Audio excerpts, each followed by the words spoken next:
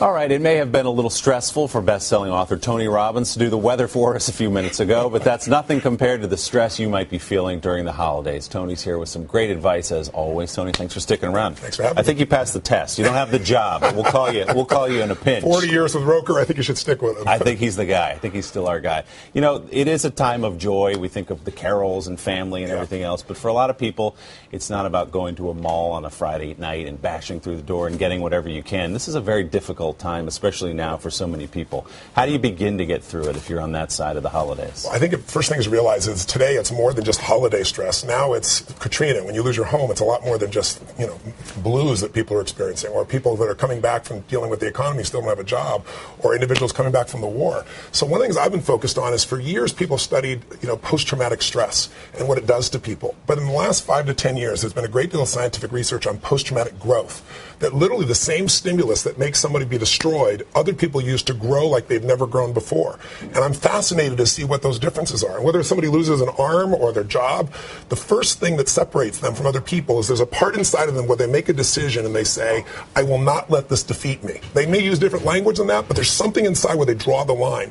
If they do that, 3 things happen. Someone who makes it through this post-traumatic situation, they grow. First, they really discover who they are, what their strengths are, what their ability is. People are stronger than they realize they are. Second, they find out who their real friends are, not their Facebook friends, but the people when things are going tough who are really there for you. And it deepens all those relationships.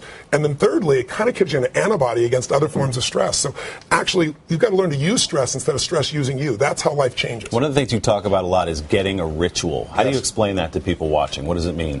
Well, it just means that our habits control us, right? And we all have rituals whether we know it or not.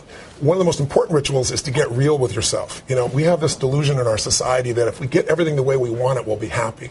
In 2006, we had the highest levels of unhappiness in this country at the peak of the economic boom. I'll give you a better example. If I asked you, what's the best thing that ever happened in your life? Give me your 10-second answer. What would your answer be? Birth of my children. Oh, that's beautiful. Most people will say the number one answer, win the lottery, right? $200 million lottery, I'm set.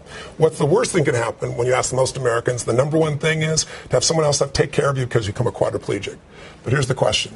Pretty stressful situation. Which one of these two people, the person who wins the lottery or the person who becomes a quadriplegic 3 years later, is happier? I think you're going to quadriplegic. I set you up. No. Neither.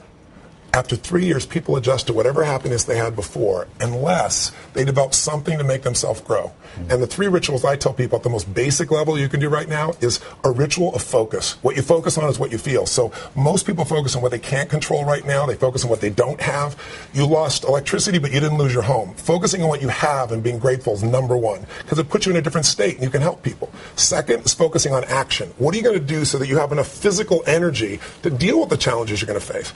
Right now, exercise has been proven 3 times a week of 20 minutes has an antidepressant effect on your body. It's better than most antidepressants, according to many studies.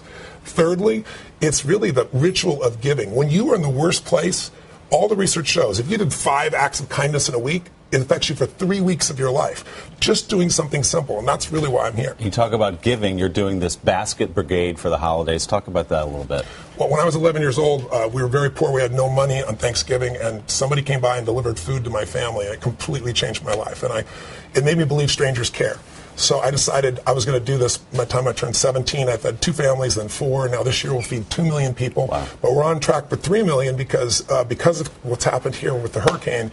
I'm dedicating, my foundation is doing 500,000 meals, and I'm doing 500,000 in the tri-state area this week. So people would like to help out. You don't have to have a lot of money. You can build a basket of food. You can join a group of people that's already doing it, or you can donate. And all you need to do is go to TonyRobbins.com or the Anthony Robbins Foundation and do it. And if they do, we'll also send them a download of an audio of rituals that'll strengthen you not only during the holidays, but for 2013 and beyond. Good advice and good work by you, Tony Robbins. Thanks so much. With the man with the biggest handshake in the business. Just swallows your hand. I wish you could be here to see it. Tony, thanks so much. Happy holidays.